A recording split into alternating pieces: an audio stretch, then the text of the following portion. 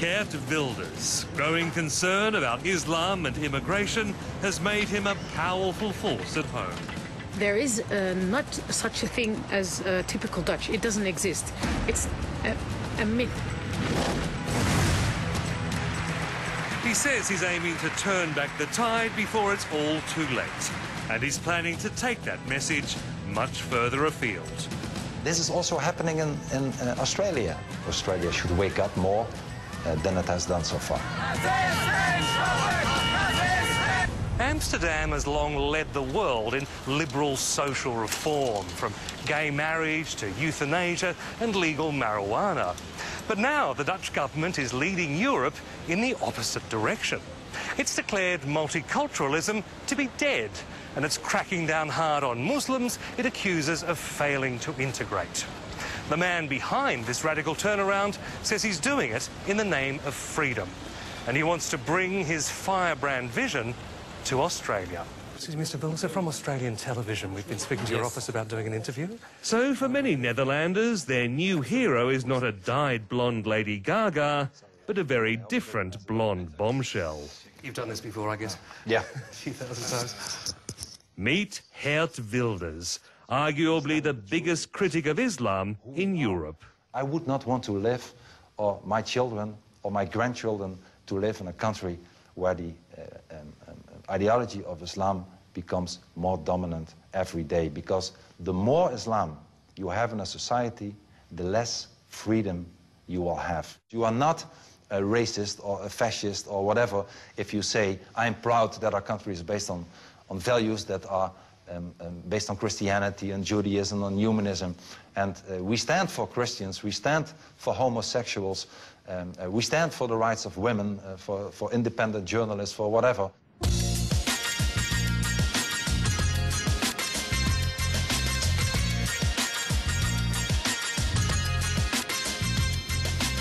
Geert Wilders' savaging of Islam has made him one of the nation's most popular politicians. He wants to end immigration from Islamic countries, outlaw headscarves, and stop the construction of any new mosques. He's likened Islam to communism and the Quran to Mein Kampf.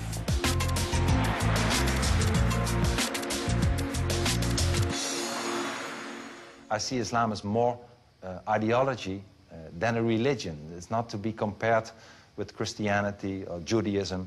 It's more compared with other totalitarian ideologies, like communism or fascism. Even so, do you understand why a law-abiding, patriotic Dutch Muslim feels insulted when you compare the Quran to Mein Kampf? My aim is not to insult people, make that clear. But Islam says that you should follow the example of Muhammad. And if I say that Muhammad was a warlord, he was a terrorist, maybe terrorist worse than bin Laden ever was at the time. Look at what he did in his time in the past, in his Medina time. This is not the example to follow. A clear majority of Netherlanders see him as an extremist. But he's successfully tapped into fears that Muslim migrants aren't conforming to Dutch values.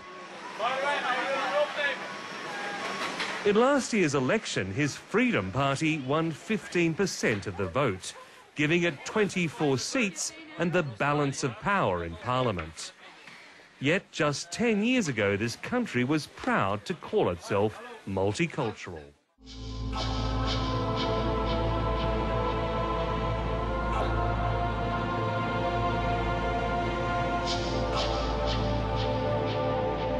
Geert Wilders isn't the first person to champion Dutch culture overall. Pim Fortuyn was an outspoken gay professor who nearly became Prime Minister. We have a lot of guests that are trying to take over the house. And the owner of the house doesn't like that. In 2002, he was murdered by an animal rights activist who accused him of victimizing Muslims. 2 years later, another strident anti-Islamist was murdered, the filmmaker Theo van Gogh. This time, the killer was a Dutch-born Muslim. A week later, police foiled an assassination attempt on Wilders. He's lived with bodyguards ever since. Unfortunately, almost for 7 years now, I live under 24-hour protection a day, every day a year, whether I'm in Holland or abroad.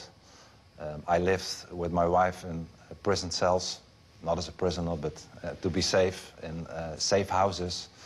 It's not fun, but on the other hand, I won't be silenced because I only use democratical means, and if I would give in to people who use non-democratic means, who try to silence you by wanting to kill you or threatening to kill you, then it's the end of the democracy. Geert Wilders developed his hostility to Islam as a young man when he lived in Israel. His views hardened back home when he became a conservative councillor in a tough migrant area and was mugged. Have you heard of Geert Wilders?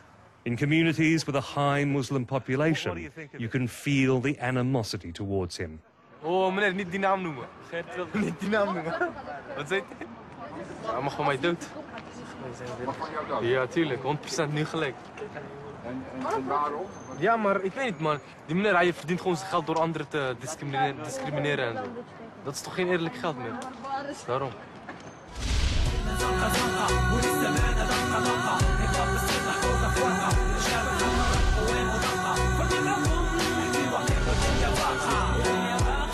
Kassim and his friends Samet and Karim live in the Netherlands' second largest city, Rotterdam.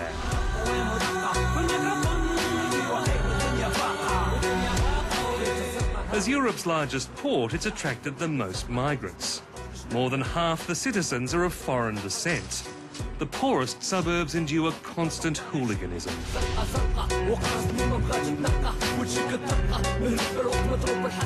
It's ethnic crime as much as religion that's building support for Wilders. Ja, wij halen ook, maar nu niet meer. Ja. Ja, maar niet overdreven. Ja, maar niet... Bij elke jeugd dat... ja, maar niet dat we echt ruiten instaan of zo. Gewoon een beetje overlast, weet toch? Een beetje...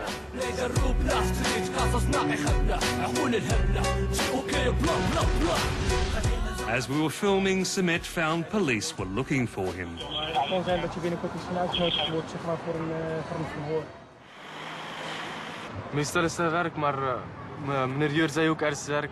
Maar diegene die wil werken was ook niet zo prettig. Want de mensen gingen werken en werden niet uitbetaald en zo. Dus wij dachten ook, wat gaan wij daar doen? Potential problem of Islamization in Australia. We all face immigration, also from people from Islamic countries.